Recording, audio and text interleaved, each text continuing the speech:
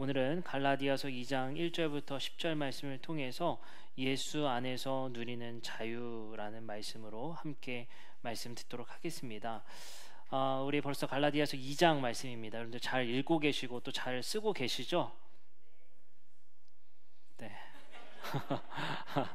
네, 잘 읽고 계시고 잘 쓰고 계실 거라 믿습니다.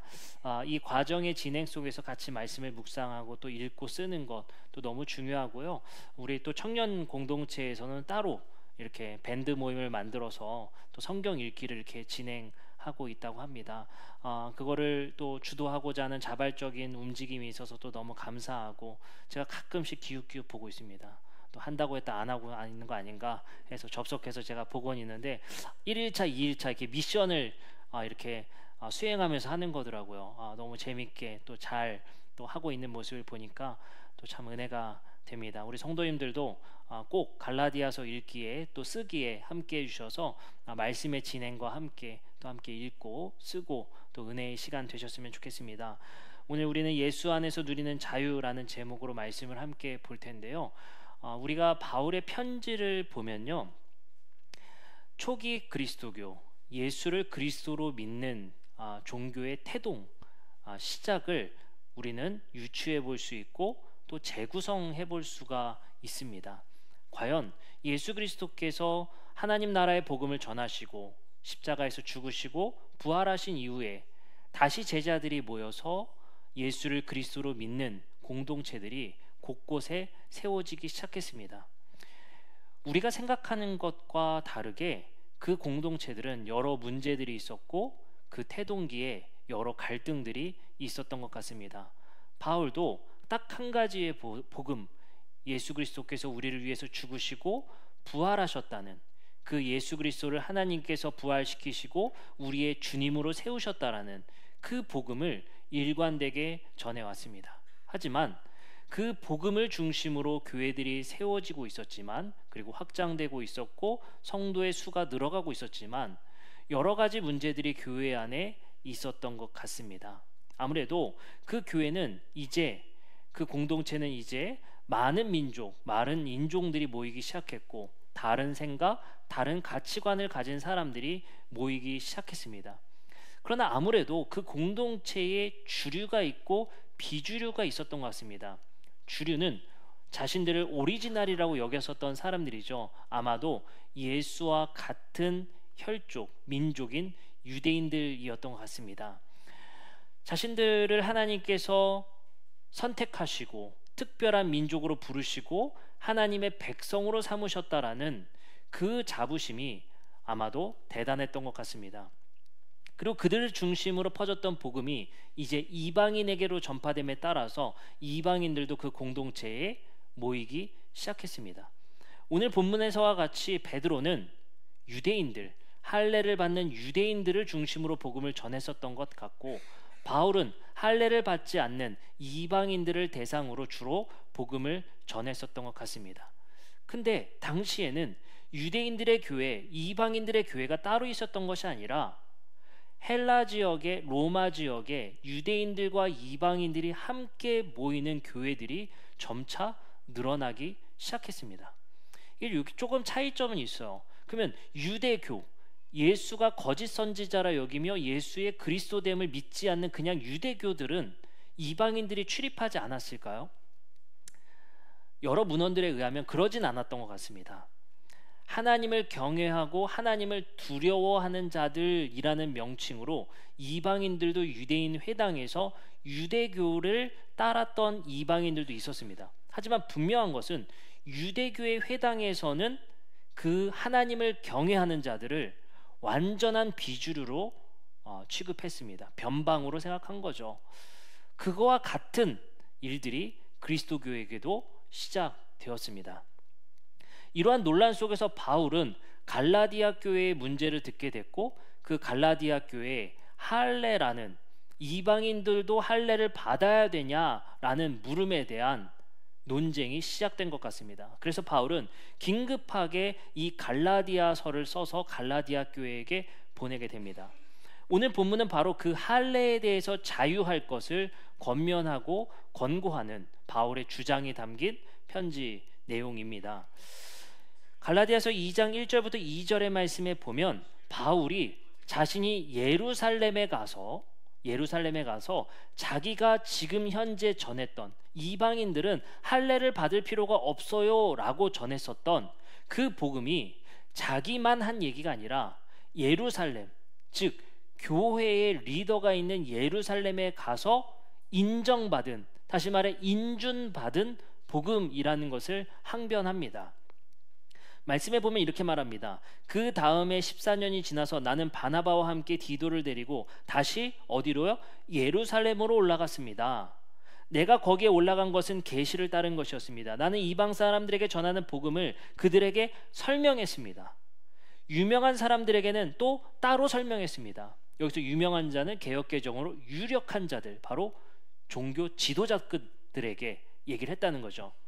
그것은 내가 달리고 있는 일이나 지금 달린 일이 헛되지 않게 하려 한 것입니다. 그 이유는 뭐냐면요, 바울이 전한 그 복음이 예루살렘의 지도자들도 인정해야만 바울의 복음이 인정받을 수 있었기 때문입니다. 이 말은 뭐겠습니까? 내가 갈라디아 교회 당신들에게 전했던 복음은 예루살렘의 지도자들도 인정해준 복음입니다. 그것은 틀리지 않았습니다. 근데 당신들 곁에 거짓 형제들이 들어와서 바울의 복음을 공격하고 있고 그것에 무언가를 추가해야 된다라는 복음을 전하고 있습니다. 그것을 바울은 다른 복음을 전하고 있는 거짓 선동가라고 이야기를 하죠. 바울은 그것에 분노하기 시작합니다. 그게 무엇이었냐면요, 바울의 복음의 핵심은 하나님께 주도권이 있었던 복음, 우리가 저번 주에 들었고 그 저번 주에 들었죠. 그게 뭐죠? 바울 스스로가 이런 고백을 하죠. 어머니의 태에서부터 하나님이 나를 선택하셔서 교회를 핍박했던 나를 하나님의 사도로 세우셨다라는 겁니다. 그것이 무엇이죠? 하나님의 전적인 은혜였다는 거예요. 다시 말해 하나님께서 우리에게 베푸신 이 복음은 자격 없는 자들에게 하나님께서 주신 선물이었다는 게 바울의 복음의 핵심이었습니다. 그래서 바울은 로마서에 유대인이나 헬라인이나 모두 죄인입니다. 우리는 모두 자격이 없었지만 하나님께서 우리에게 자격 없는 자에게 주신 하나님의 선물이었습니다. 근데 우리가 스스로 할례라는 것으로 하나님 앞에 자격을 갖추려 합니까? 라고 바울은 이야기하는 겁니다. 아마도 할례를 받은 유대인들은 그렇게 생각했던 것 같습니다. 구약을 보십시오. 구약에서는 분명히 우리에게 아브라함에게도 할례를 명령하셨습니다. 모세의 율법을 보십시오. 하나님께서 분명히 할례를 하라 하셨습니다. 그 할례는 우리의 정체성을 말합니다. 우리는 하나님의 율법을 지키는 하나님의 백성됨을 이 할례라는 표식을 통해 하나님의 백성임을 증명할 수 있습니다 라고 주장했던 것 같습니다. 그래서 유대 그리스도인들은 이방 그리스도인들에게 압력을 가합니다. 당신들이 예수님을 그리스도로 믿는 것은 당신들이나 우리나 똑같습니다. 예수님을 하나님께서 부활시켜서 온 우주의 주님으로 세우신 건 당신들이나 우리나 똑같습니다. 그러나 당신들에게 부족한 한 가지가 있습니다. 모세의 율법을 지키십시오.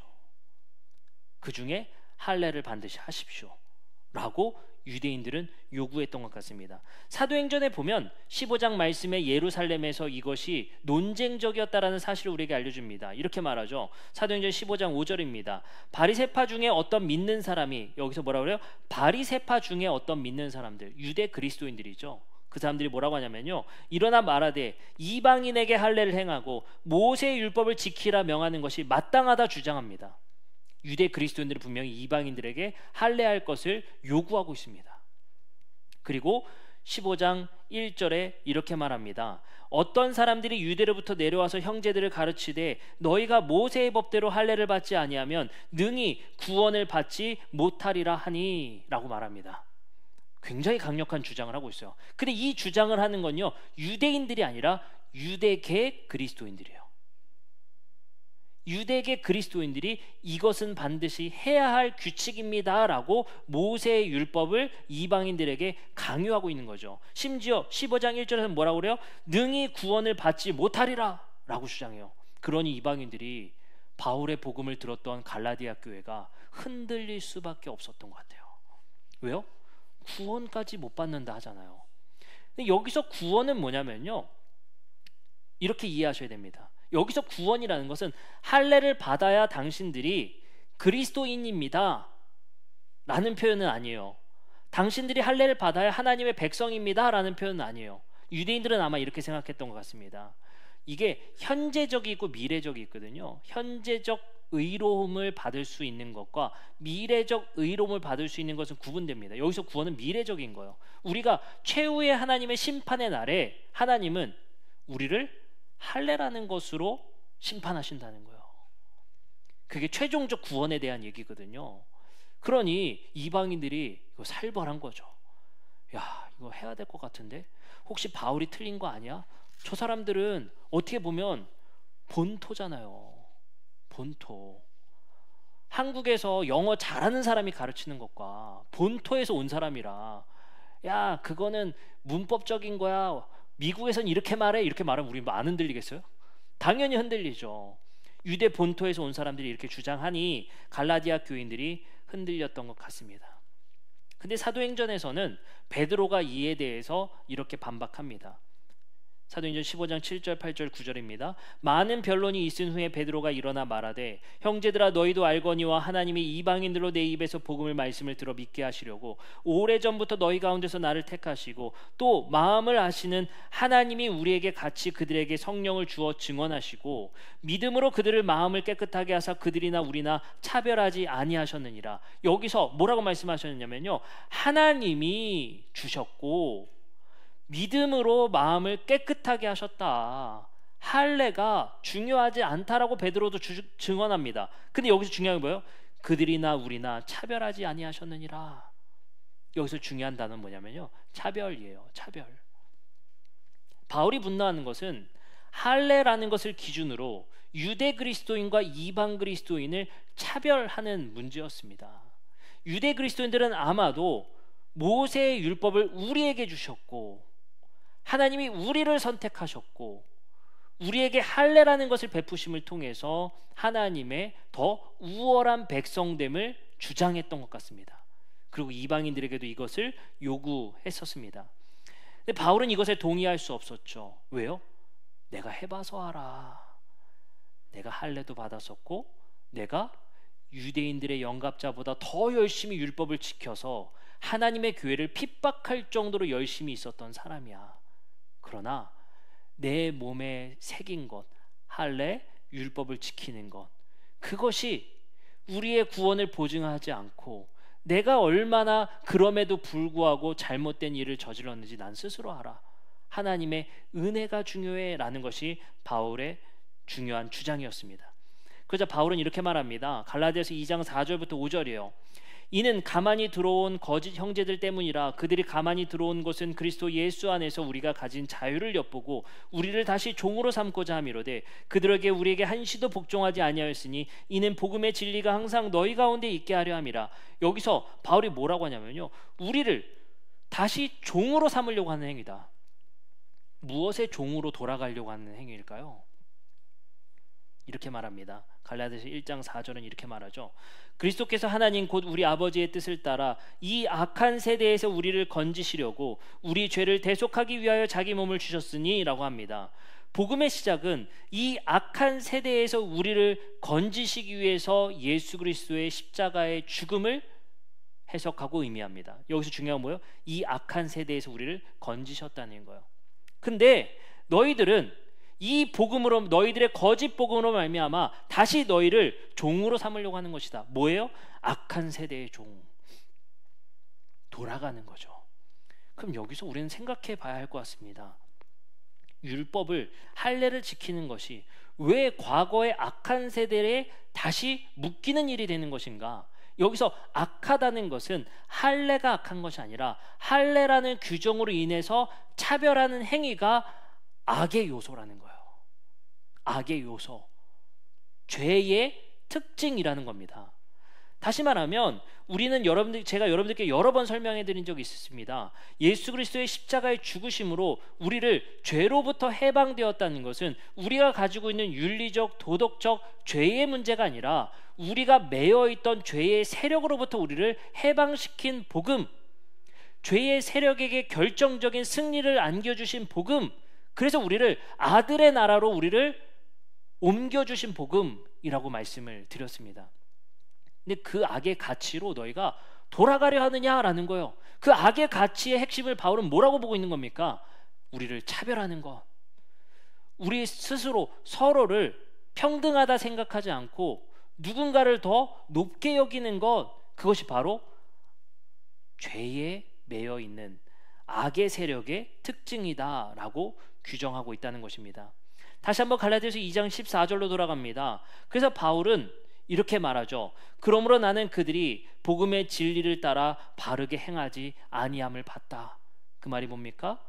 보고 모든 자 앞에서 개바에게 이르되 내가 유대인으로 이방인을 따르고 유대인답게 살지 않으면서 어찌하여 억지로 이방인을 유대인답게 살려 하느냐 하였느냐라고 말해요. 여기서 복음의 진리를 따라 바르게 행하지 않는 것이 뭡니까? 죄를 따라 행하는 삶, 죄의 세력에 매여 따르는 삶과 복음의 진리를 따라 사는 삶을 구분하고 있죠. 죄의 가치를 따라 사는 삶이 뭐예요? 복음의 진리를 따라 바르게 행하지 않는 겁니다. 근데 그게 어떤 가치였습니까? 이방인을 유대인답게 살려고 하는 것. 그 요구가 뭐가 있었습니까? 너희가 할례를 받음으로 특별함을 너희도 입어라 라는 것이죠. 그렇기 때문에 할례라는 주제 때문에 교회는 균열이 있었고 분열이 있었고 갈등이 있었던 겁니다. 바울이 원하는 것은 할례의 중요성이 아니라 교회에 차별이 있어서는 안 된다라는 겁니다.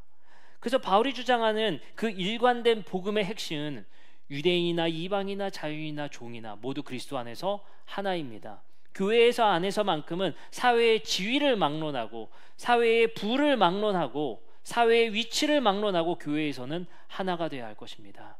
누가 할례를 했건 할례를 하지 않았건 복음의 원리는 당신들이 할례를 해서 하나님이 주신 선물이 아니고 할례를 하지 않아서 주신 하나님의 선물이 아니고 하나님은 둘 다 자격 없지만 주신 선물입니다 라고 이야기하는 것이죠.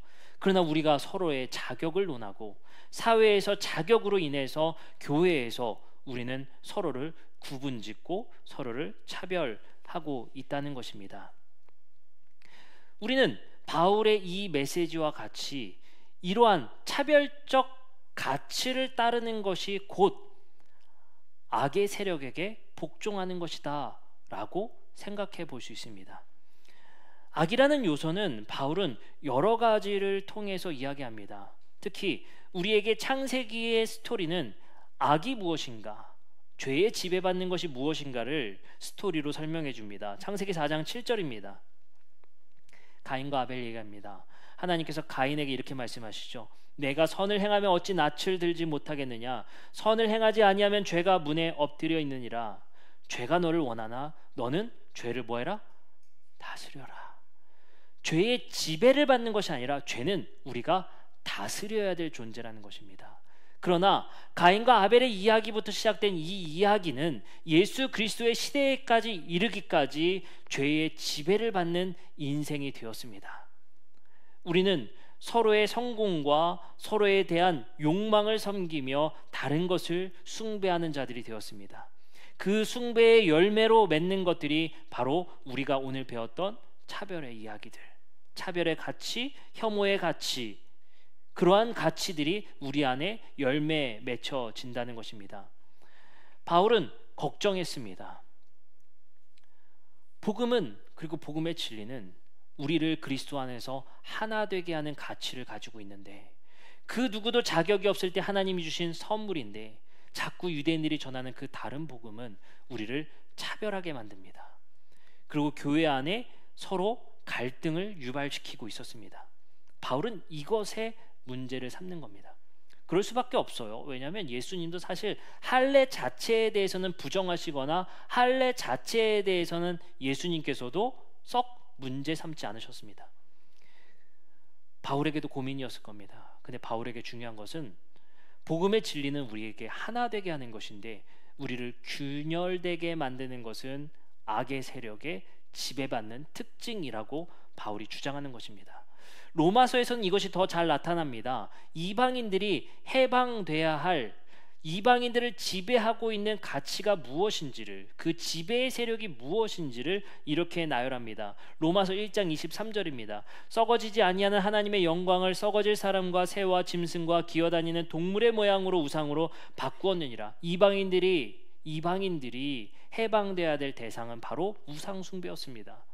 우상을 숭배하는 자들의 삶의 가치는 이러했습니다. 28절부터 32절입니다. 또한 그들이 마음에 하나님 두기를 싫어하매 하나님께서 그들을 그 상실한 마음대로 내버려 두사 합당하지 못한 일을 하게 하셨으니 그 열매는 곧 모든 불의, 추악, 탐욕, 악의가 가득한 자요, 시기, 살인, 분쟁, 사기, 악독이 가득한 자요, 수근수근하는 자요, 비방하는 자요, 하나님께서 미워하시는 자요, 능욕하는 자요, 교만하는 자요, 자랑하는 자요, 악을 도모하는 자요, 부모를 거역하는 자요, 우매한 자요, 배역한 자요, 무정한 자요, 무자비한 자라. 그들이 이 같은 일을 하는 자는 사형에 해당한다고 하나님께서 정하심을 알고도 자기들만 행할 뿐만 아니라 또한 그런 일을 행하는 자들을 옳다 하느니라. 이 많은 나열된 가치가 무엇입니까? 바로 죄의 세력에 지배받는 삶의 가치라는 것입니다. 복음의 진리는 이 죄의 세력으로부터 우리를 해방시키시고 우리는 온유와 충성과 사랑과 바로 성령의 열매를 맺게 하시는 삶의 가치로 우리를 변모시키신다는 것입니다. 갈라디아서 1장 4절의 말씀을 다시 한번 묵상하고 고민해 봅시다. 그리스도께서 하나님 곧 우리 아버지의 뜻을 따라 이 악한 세대에서 우리를 건지시려고 우리 죄를 되속하기 위해, 다시 말해 우리가 죄의 세력으로부터 해방시키기 위해 자기 몸을 주셨습니다 라고 바울은 이야기하는 겁니다. 그런데 당신들은 죄의 세력이 맺는 그 열매의 가치를 다시 맺으려 합니까? 라고 바울이 항변합니다. 우리는 이 말씀을 통해서 우리가 죄의 세력에 지배받는 삶의 가치가 무엇인지를 한 번 더 고민해 보게 됩니다. 저도 이번에 이제 성결대학교 1학기 이제 강의가 마쳤습니다. 그러면 우리는 한 가지를 기다립니다. 바로 학생들의 강의 평가죠. 저도 복권을 긁듯이 열어봤습니다. 점수가 잘 나왔더라고요. 제 자랑입니다. 점수가 굉장히 잘 나왔어요. 5점 만점에 4.8 정도 나왔습니다. 잘 나왔다. 이거 굉장히 만족했구나. 근데 저의 눈을 사로잡는 강의 평가 하나가 있었습니다. 너무 길게 써서 짧게 요약드리면 한마디로 요약드릴 수 있습니다. 교수님 너무 FM이어서 킹 받는다. 제가 처음 받아본 강의 평가였어요. 제가 정말 속된 말로 얄짤이 없었거든요. 봐주질 않았습니다. 학생들이 아프다고 결석했다고 진료 확인서를 끊어오더라고요. 제가 얘기했습니다. 학사관리과에 물어보니 학사관리과의 원칙대로 한다면 2번 아니면 안 돼. 안 되는 거예요. 그렇잖아요. 교수님 2주 전에 전자출결을 깜빡하고 못했어요. 그게 결석이야. 정말 킹 받는다라고 저한테 썼더라고요. 다른 학과였으면 그렇게까지 하진 않았을 것 같아요. 제가 신학교 강의를 하면서 그 학생들이 나중에 목회자가 되기 위해서 얼마나 원칙적으로 성실하게 살아야 되는지를, 그것도 하나의 수업임을 꼭 알려주고 싶었습니다. 그래서 이 강의 평가의 내용이 저에게 가장 흐뭇한 강의 평가였습니다. 원한 의도대로 됐다. 네, 그 학생은 분노하고 화가 날지 모르겠습니다. 거의 F에 가깝게 맞은 걸로 제가 알고 있어요. 화가 날지 모르겠습니다. 근데 우리의 삶 속에서 많은 유혹들이 있고 많은 편법들이 존재합니다. 우리는 그 편법과 여러 악의 문제에 타협하는 인생을 자주 살곤 합니다. 교수직도 마찬가지입니다. 학생들에게 좋은 것 주고 잘해주고 강의 평가 잘 받으면 좋겠다라고 생각되어지는, 굳이 이렇게까지 해야 되나라고 생각되어지는 유혹들이 참 많이 들기도 합니다. 그러나 우리가 적어도 그리스도인이라면, 교수이기 때문이 아니라 목사이기 때문이 아니라 우리는 이제 악의 세력으로부터 건진받아준 자유인이라면 우린 이제 하나님 앞에서 성령의 열매를 맺어야 되지 않겠습니까? 우리는 이제 차별의 가치, 혐오의 가치, 사람을 편협하게 생각하고 편견을 갖고 사람을 바라보는 것이 아니라 그리스도인다운 세계관을 가지고 그리스도인다운 삶을 살아가야 되지 않겠습니까? 바울이 가장 답답해 했었던 것은 바로 이러한 지점들입니다. 그럼에도 바울은 다른 본문에서는 너희가 가진 이 자유, 할례를 받지 않아도 되는 이 자유를 가지고 조심해야 됨도 말합니다. 고린도전서 8장 9절입니다. 그런즉 너희가 자유가 믿음이 약한 자에게 걸려 넘어지지 않게 하는 것이 되도록 조심하라 라고 얘기를 합니다. 그리고 베드로전서 2장 16절에서 이렇게 말합니다. 여러분은 자유롭게 사십시오. 그러나 그 자유를 악을 행하는 구실로 쓰지 말고 하나님의 종으로 사십시오 라고 경고합니다. 하나님께서는 우리에게 죄의 세력으로부터 해방시켜 주셨습니다. 더 이상 우리는 죄의 세력의 가치를 따라 살지 않습니다. 그럼에도 바울은 우리에게 한 가지 조언을 더 하는 것이죠. 그 자유를 남용하지 마십시오. 그 자유를 하나님의 종으로 사는데 사용하십시오 라고 우리에게 권면합니다. 우리는 이런 죄의 세력에 지배받는 가치가 곳곳에 숨어 있음을 발견하게 됩니다. 얼마 전 일입니다. 한 해병대원의 죽음을 보게 됩니다. 얼마나 안타까운지요. 마음이 아리고 아플 수밖에 없었습니다. 근데 그 해병대원의 죽음을 우리는 추모하고 애도하기에 집중하는 것이 아니라 이 한 해병대원의 청년의 죽음을 가지고 정치적 싸움을 하는 것에 신물이 날 지경입니다. 얼마 전 한 노인의 아직 규정되진 않았지만 운전의 사고로 인해서 안타까운 죽음의 현장을 보게 됩니다. 얼마나 안타까운지요. 회식 후 생각지도 못했던 사고로 인해서 한 가장이 안타까운 죽음을 당하는 모습을 보게 됩니다. 근데 우리의 마음에 더 아려오고 아파오는 것은 운전 미숙인지 급발진인지 밝혀져야 될 내용이지만 더 이상 노인은 운전하지 말아야 된다라는 노인 혐오와 연결된다는 사실을 발견하게 됩니다. 각종 댓글에 대한민국의 노인이 더 이상 설 자리를 없게 만드는 일들로 이 이야기를 끌고 나갑니다. 우린 이런 것에 동참하고 있지 않습니까? 우린 이러한 것에 같은 표를 던지고 있지 않습니까? 이러한 문제의 사건의 본질을 보기보다는 이 사건의 정치적 프레임으로 연결하려고 하는 것들, 이러한 사고의 하나의 혐오의 이야기로 끌고 나가려 하는 것들. 우리는 또 한 훈련병의 죽음과 여성 간부의 이야기를 듣게 됩니다. 놀랍게도 이 한 훈련병이 왜 죽었는지를 바라보기보다는 그 아픔에 동참하기보다는 여성 간부가 알지도 못하는 훈련들을 강요함으로 죽었다라는 여성 혐오로 이 이야기를 끌고 나가는 모습을 보게 됩니다. 우리는 언제나 공격의 대상을 찾습니다. 여성, 노인, 정치. 이것이 이 사건과 사고들의 본질이 아님에도 불구하고 우리는 이러한 이야기들로 모든 스토리를 구성하고 짜 맞추기 시작합니다. 이러한 이야기는 그냥 지나가는 것이 아니라 우리가 동참하지 않는다 해도 이러한 이야기들을 우리가 계속 접하면 이것이 우리의 하나의 세계관으로 굳어지게 됩니다. 우리는 이제 이 스토리가 내 안에 받아들임을 통해서 노인을 바라보는 눈이 달라지고 여성을 바라보는 편견의 눈이 생기고 이러한 이야기가 우리 안에 너무나도 자주 있다는 것입니다. 어떻습니까? 죄의 세력의 지배를 받는 삶의 가치와 스토리는 이렇게 구성됩니다. 하나님의 지배를 받고 예수 그리스도의 주님 되심에 따르는 자들의 삶은 이러하지 않습니다. 이러한 스토리가 잘못됐음을 인정하고 인식하고 예수님을 주님으로 따르는 사람들은 노인의 혐오에 동참하는 것이 아니라 노인도 함께 살아갈 수 있는 사회를 위해 애쓰고 우리가 서로 남녀 갈등의 한 편에 서서 주장하는 것이 아니라 남녀의 갈등의 해결을 위해 회복을 위해 애쓰는 이들이 되어야 할 것입니다. 우리는 이러한 것만 숭배하는 것이 아닌 것 같습니다.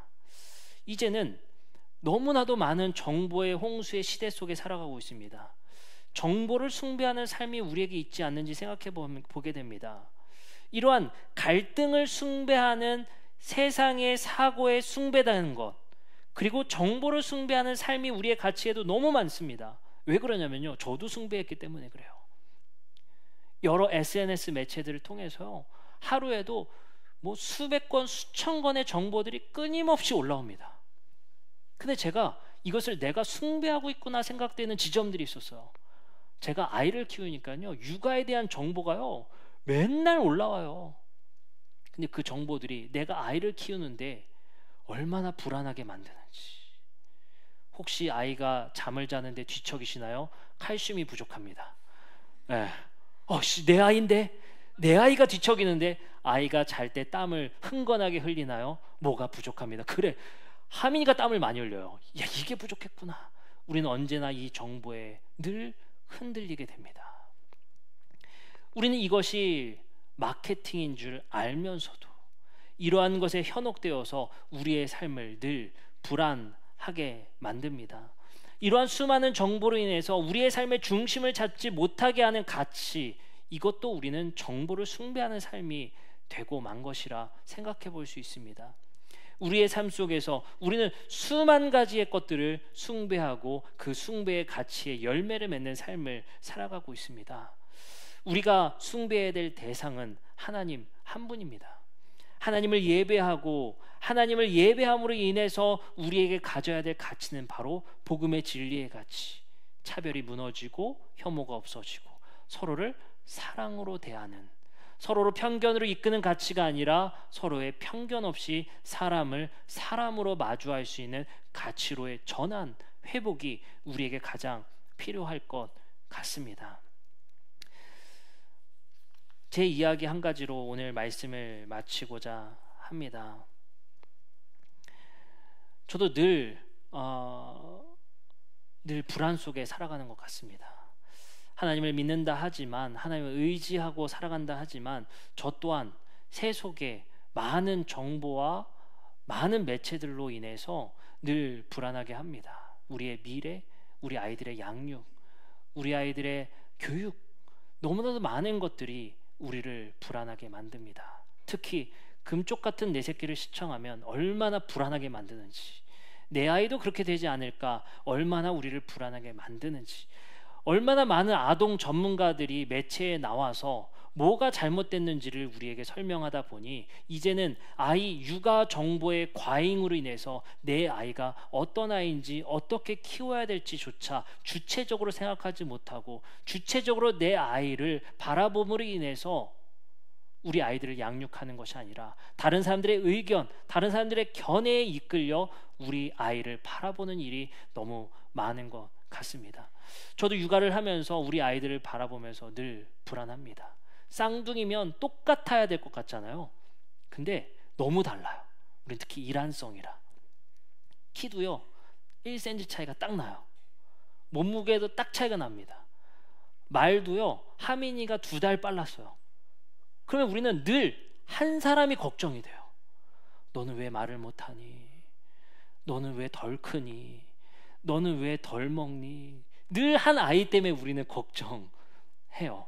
근데요 신기하게요 딱 2달 차로요 하민이 이빨 나고 2달 뒤에 이빨 나고, 하민이 2달 전에 말하고 2달 뒤에 말하게 되고, 딱 2달 차이가 나요. 아마도 2달 차이였는데 같이 먼저 꺼냈던 것 같아요. 이게 딱 2달 차이가 납니다. 저도 근데 이 2달 차이라는 것이 엄청나게 저에게 불안을 주게 되더라는 겁니다. 근데 제가 참 은혜의 이야기가 한 가지 있어요.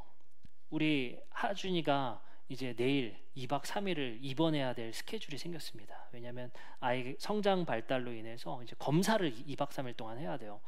그래서 이제 내일 입원 준비를 하니까 한 주 동안 제가 일이 안 잡히는 거예요. 정신이 너무 혼란스럽고, 제가 아이들이 인큐베이터에서 어렵게 태어나다 보니까 그게 하나의 마음의 트라우마처럼 남아서 병원을 가는 게 막 제 안에 되게 불안을 만들어내거든요. 너무 불안한 거예요. 이것도 아이가 얼마나, 제 아이도 눈치를 이미 챘습니다. 3주 전부터요, 나 입원하기 싫어, 이렇게 말하기 시작하는 거예요. 아빠 나 밥 잘 먹으니까 입원 안 해도 되지, 이렇게 벌써 말하고 있어요. 눈치를 어떻게 챘는지 말도 안 했거든요. 이게 촉이 온 거예요. 근데 또 이거 방송을 보고 있는지 모르겠어요.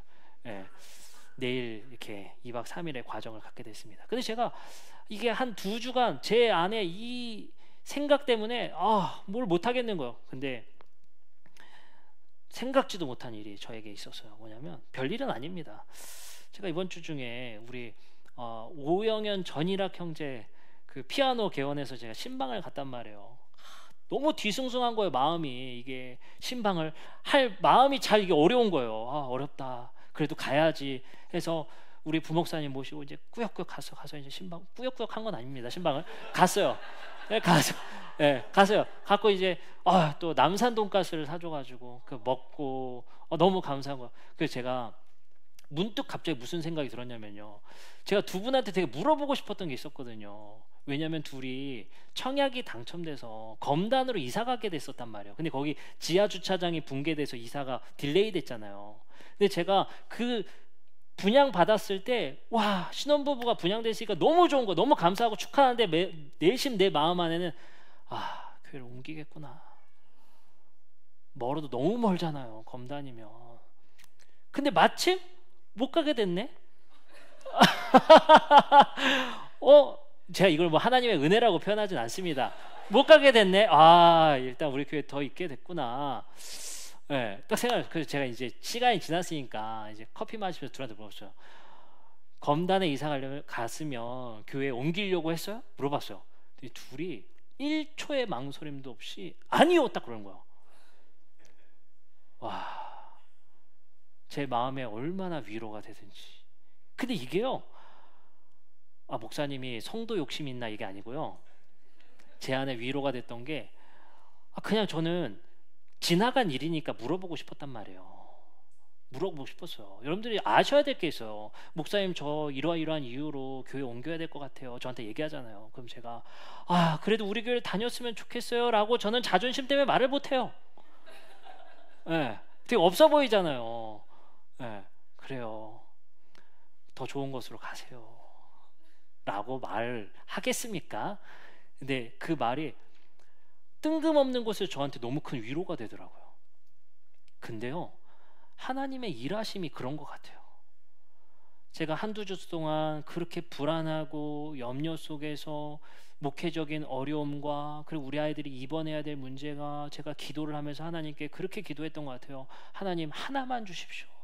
왜 이렇게 많은 복잡한 일들이 이렇게 한 번에 저에게 찾아옵니까? 너무나도 복잡한 일들이 있는 거예요. 그래서 제가 재미삼아 물어봤던 그 대답 한마디가 저를 위로하더라는 거예요. 근데 제가 이 생각을 하면서 교회로 다시 돌아오면서 그 생각을 가져보게 됐어요. 뭐냐면요, 하나님은 우리가 생각지도 못한 곳에서 우리에게 도움을 주시고 위로를 주신다는 사실이에요. 저는 늘 생각했거든요. 영현자매를 위로하는 목사다라고 생각했는데, 영현자매가 저를 위로하는 사람이 된다라는 거예요. 그래서요, 죄의 세력으로부터 자유해진 우리 교회 공동체는 우리 서로를 통해 위로를 받습니다. 우리 서로를 통해 은혜를 받습니다.